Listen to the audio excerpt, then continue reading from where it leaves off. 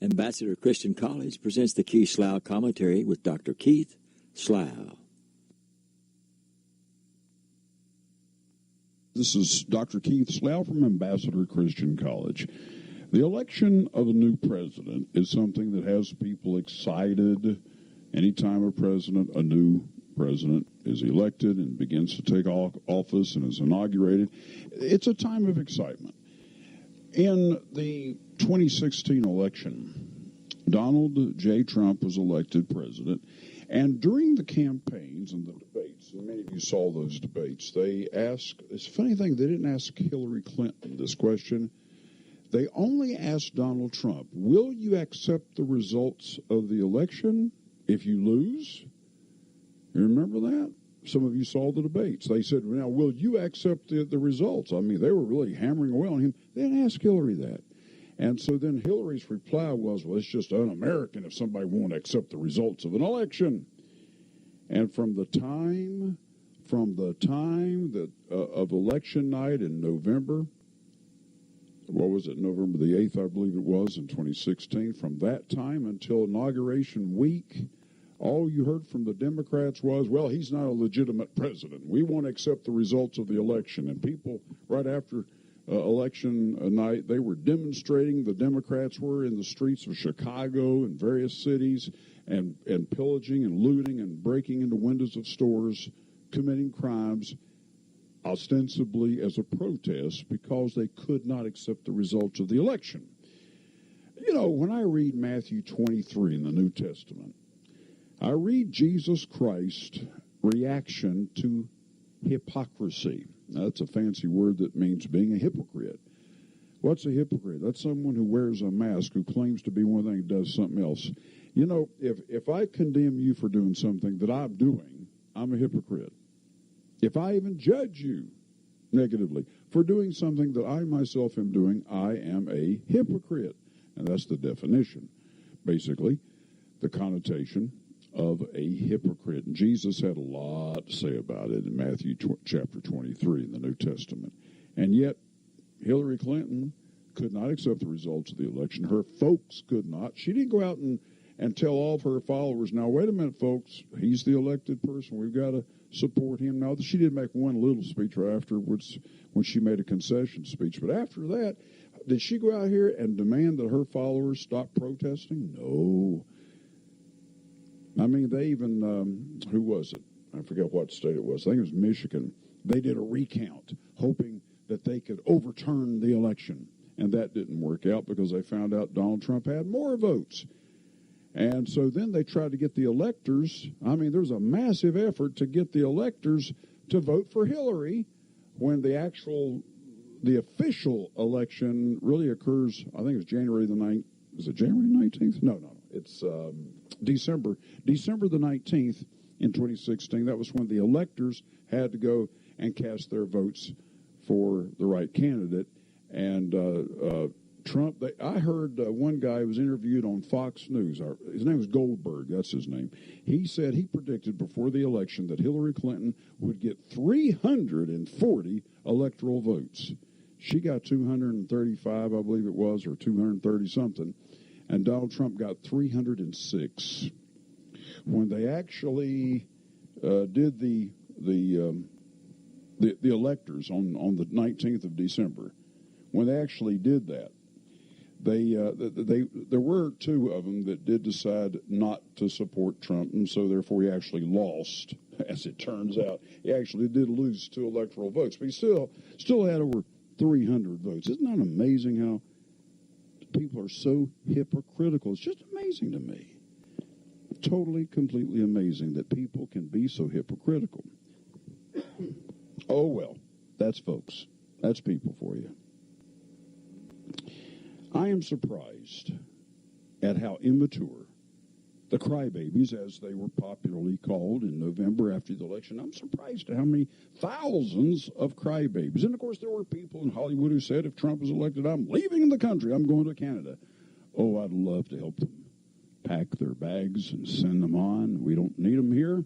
Anyway, you know, what was really interesting about all that was that it was at that time during the interval from the time he was elected until Inauguration Day, the 20th of January, one of his promises was to bring in more jobs.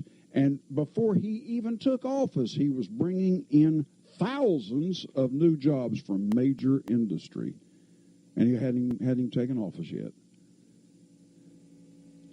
I was talking to a millionaire, a friend of mine here just the other day, just a couple of days ago. And actually, as I'm doing this program now, it was just yesterday. I knew it was recent. But I told him, because he's got a very large business, and he made a lot of money in it. And I said, if you were president of the United States, and if you would run the country the way you run your business, I suggested that. I implied that would be a good thing. I said, but if you were running your current business the way the United States government runs its business, you'd have been bankrupt a long time ago. Our government does not know how to run business. So they elected Donald Trump because here's a guy that knows how to operate as a businessman. If anybody could get us out of the $20 trillion debt, which is ridiculous, it would be a billionaire a billionaire who knows how to make money, who knows how to make right deals, who knows how to get us out of the debt, if it can be done. But now, having said all that, I'm not here to blow his trumpet. That's not what I'm doing. I'm saying this. Maybe God has given us a little more time. Maybe we won't go bankrupt as quickly as I thought we might. Hillary Clinton promised to continue the policies of Barack Obama, who, during his office, during his presidency, in 8 years, the national debt doubled from $9 trillion all the way into 19 or 20 trillion dollars. Do you have any idea how much money that is? That's 1,000 million, and that's just, our minds don't even grasp how much money that is. In November, at the time of the election, America was borrowing, going into debt, $2 billion per day. And it's ridiculous, utterly ridiculous. But here's the major thing. Even if God will use Donald Trump to get America back on track economically, I wonder who God is going to use to get America back on track morally.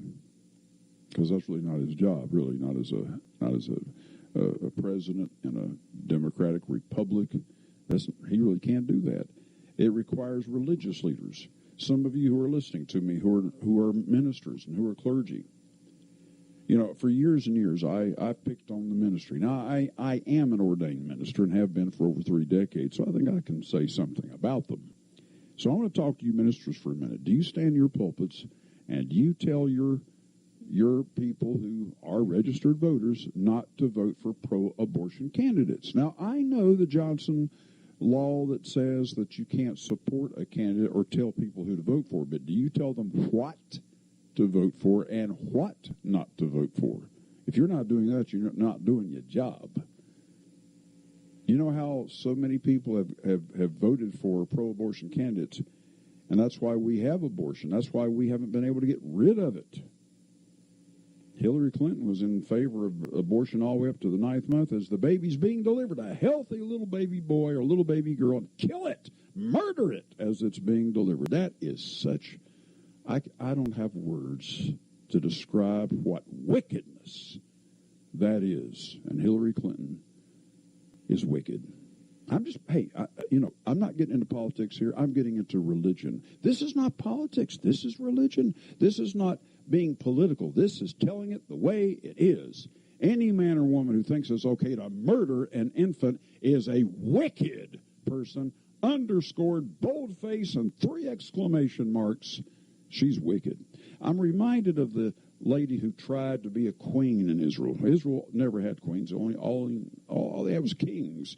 But there's this one lady named Athaliah, and she decided she would be a queen. So she took it upon herself to kill all the seed royal, as the Bible calls them, all the relatives to to David. All the descendants of David who might inherit the throne, she killed them all. And she was left. What she didn't realize is that the wife of the high priest, was it the wife or the sister? I think it was the wife. Yeah, it was the wife of the high priest. Took one of the youngest sons of the previous king and hid him until he was something like 7 years old. So she reigned for about 7 years, and the Bible refers to as, her name was Athaliah, and they referred to her as that wicked Athaliah. And they finally assassinated her. She was so wicked, she was so evil, the high priest, clergy, listen to me, ministers, pastors, listen to me. The high priest said, we need to put this wickedness out of our country. The high priest is the one who had her assassinated publicly. And then they installed the son of the previous king, who had been also killed. They put him in as now the king of Judah. Now, I'm not suggesting that clergy, I am not, please believe me, please don't misquote me. I am not suggesting that the clergy be involved in something like that. What I am saying is that they want to put the wickedness out. I'm not talking about killing her. We don't do that in our American culture. They had the right to do that at that time because the high priest was part of the religion. Israel was a theocracy, and so the priest had authority, not quite the same authority as the king, but the priest did have certain authority. In our country, the clergy have zero authority, and I'm talking about legal authority.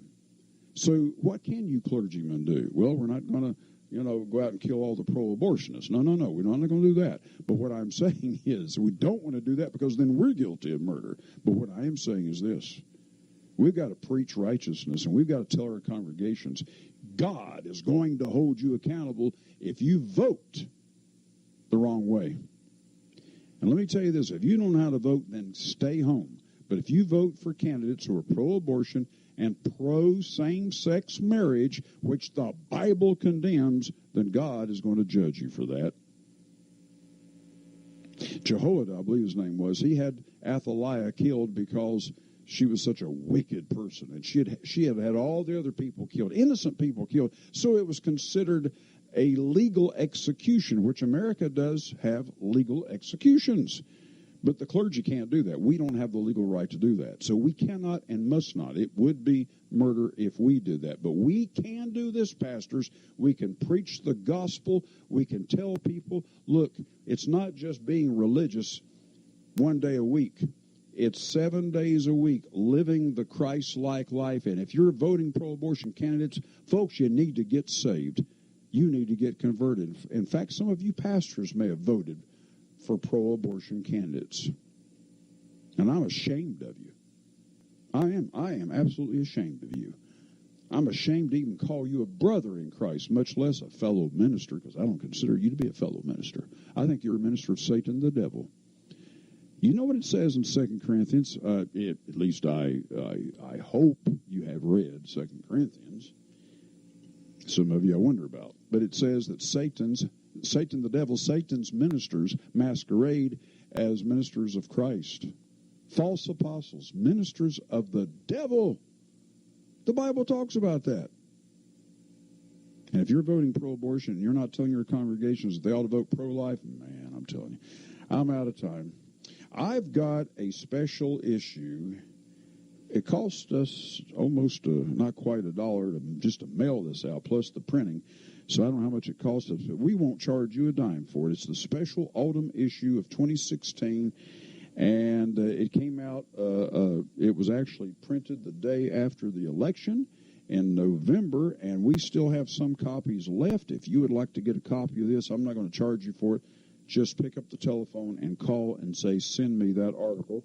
The autumn issue, just say, send me the election issue of 2016. Now, make sure you say 2016.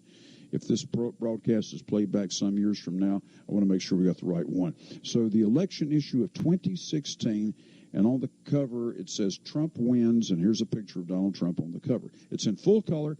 If you would like to get this free of charge by mail, pick up the telephone and call this number, 704-938-6415. You can call anytime today or anytime during the week, during business hours only, 704-938-6415. But you can call today after you hear this broadcast. 704-938-6415. It's absolutely free of charge. There's no request for money. We want you to have this. We want to bless you. Until next time, this is Keith Slough. Thanks for listening. You have been listening to Dr. Keith Slough from Ambassador Christian College. Listen again next Sunday at 1 p.m. for the Keith Slough Commentary. And that phone number once again is 704-938-6415.